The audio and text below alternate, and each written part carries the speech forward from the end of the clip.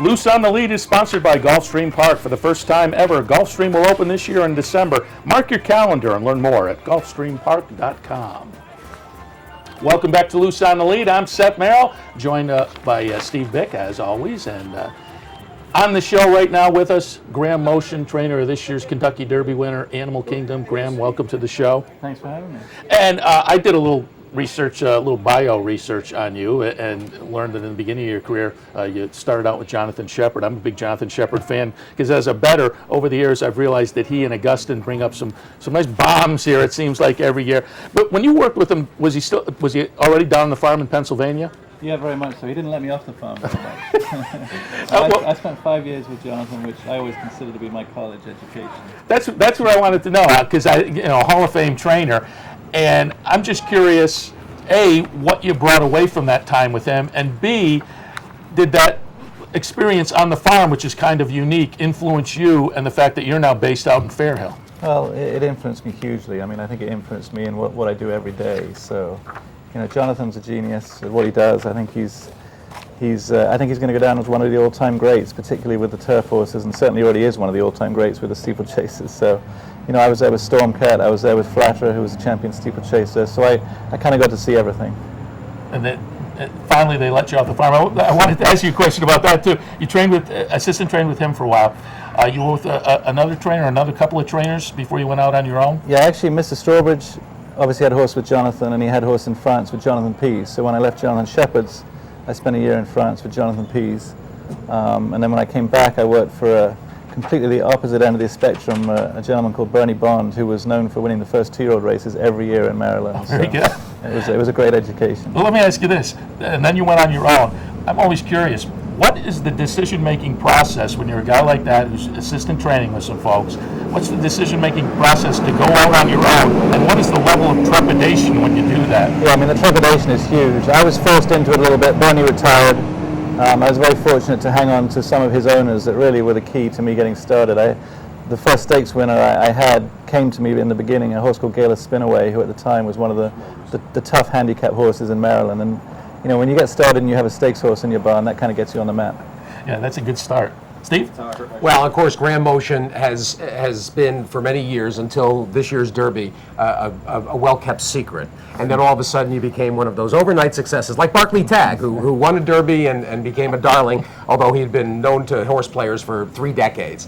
Graham, of course, the association now with Team Valor and Barry Irwin, and having that kind of a group, and especially because Team Valor's operational focus is international, you've got a particular appreciation and certainly not a predilection necessarily for grass horses, but you certainly have got a feel for that style of racing, and it just seems like it's been a marriage made in heaven. Little did anybody imagine 8 months ago when this came down that you'd turn around and take a son of Leroy d'Animo and win a Derby.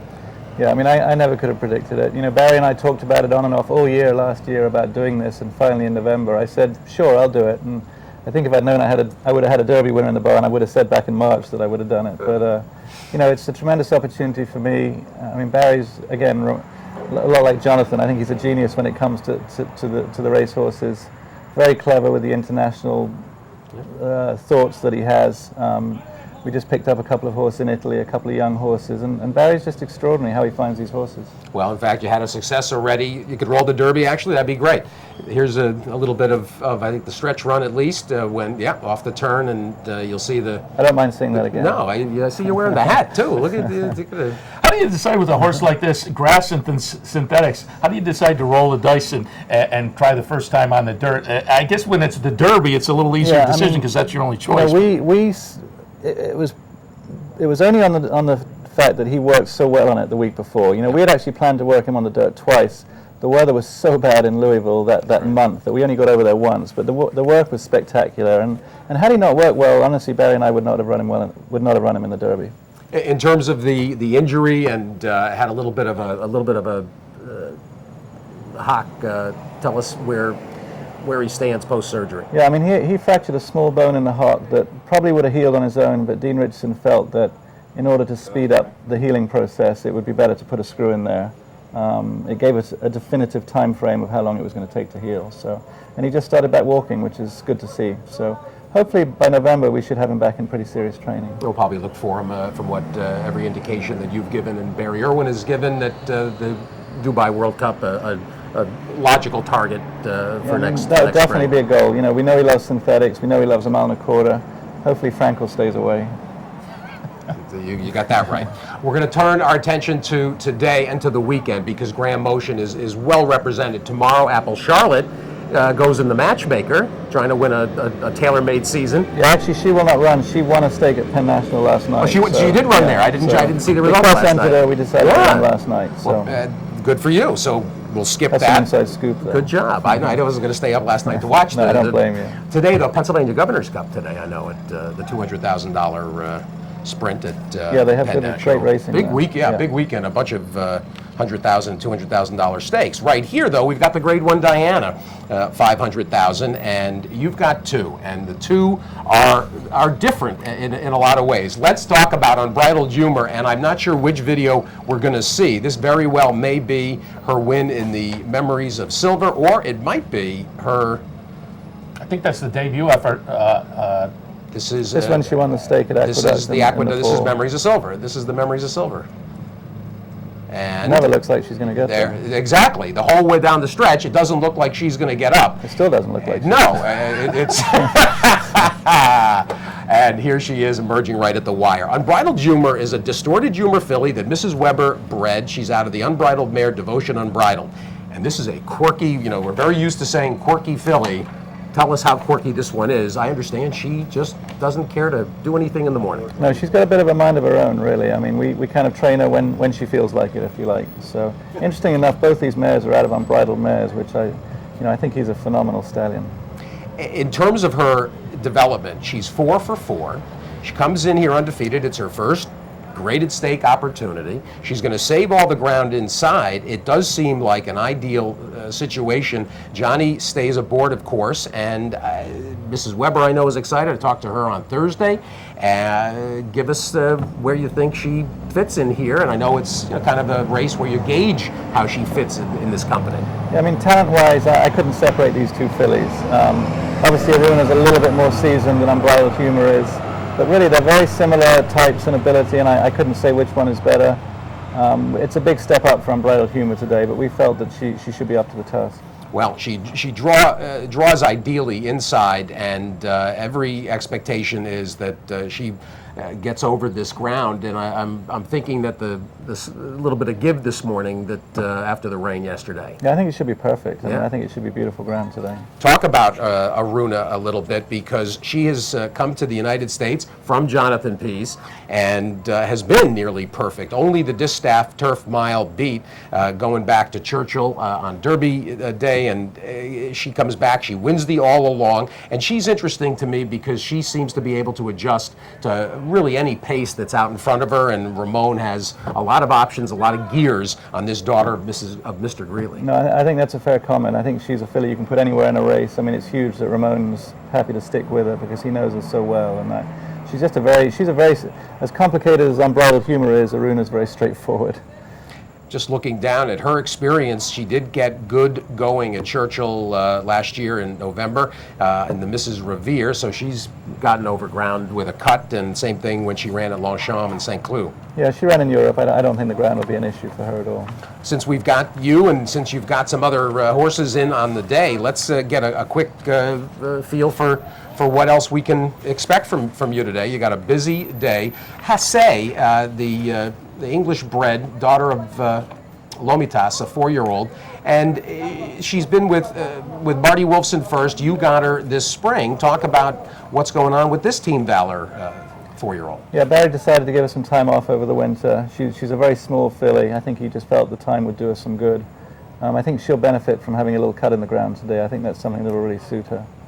Well, she's seen soft also at St. Cloud and Baden-Baden. Very nice. The Firster, 'Tis a Home Run. Draws inside, going to go 1.1/16, and these are always interesting. I had a caller on At the Races this week saying, why are they running 2-year-olds at 2 turns at this time of year? Well, this is a lot less demanding than the sprints on the main. Absolutely, no, that's a fair comment. I think this is actually easier on them probably than going flat out, going 6 furlongs. But this is a horse that clearly needs 2 turns. He's a Tiz now. They tend to need 2 turns.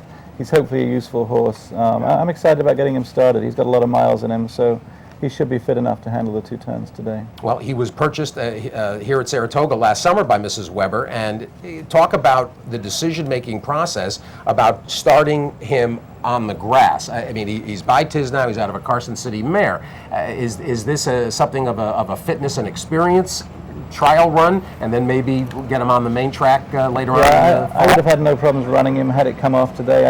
In order to get a 2-turn race, you almost have to run on the grass at this time of year, and certainly he's handled the synthetic well at Fairhill. That's usually a good indication that he'll handle the grass. Well, Graham, you've handled everything that's come your way with aplomb and with all kinds of class. It's always a pleasure to visit with Graham Motion, and I can't wish you any more success than you've already authored on your own. Well, thank you. Thank you very much. It's a pleasure. Graham Motion, very busy today with the pair and the Diana. A stake winner last night at Penn National. Not so bad. No, she's a useful filly. I think she's a filly on the improve. I guess as we exit, Seth, maybe just a preview of anything else between now and the rest of the meet. What do we got? Anything you're hiding over there that we don't know about yet? No, I mean this race today is probably the biggest focus for us at the meet. Having these 2 nice mares. I'm pretty deep in this division. I'm fortunate enough to have a couple of really nice grass mares. I hope to get shared account back to the races towards the end of the meet. No, there you go. Like an American Roger Atfield with putting these kinds of tough hitters in here. Very much looking forward to today's Grade 1 Diana. A terrific race top to bottom. Graham, best of luck. Thanks for joining. Not at all. Appreciate it. Yeah, and after watching that Unbridled Humor race where we thought she wasn't going to get up, and then Monday's Ichabod Crane race, I wonder how you keep the ticker going after that was an exciting race. Races like that. Having used that horse on a ticket, I can tell you it was exciting from my perspective as well. Yeah, he got up there cool horse. Very nicely. How do you make a decision with a New York bred like that, picking between New York bred stakes and open company? Because he can go either way. Yeah, he can. I mean, we tried him in open company the race before. It was just too bad to be true. But I honestly believe he can compete in open company at some level. So you're just picking your spots. Look at the condition book. Yeah, I mean, to come up here and to run in a stake, everybody wants to run in a stake up here, and to be able to narrow it down to New York breds, that's a big help. I mean, when he runs against New York breds, he's pretty darn tough. Yeah, absolutely. And it's a bonus when he can jump into open company. Well, Graham Motion, thanks for joining us on Loose on the Lead this morning. Next up, one of our favorite people around the racetrack, Tom Durkin, will join us, so stay tuned.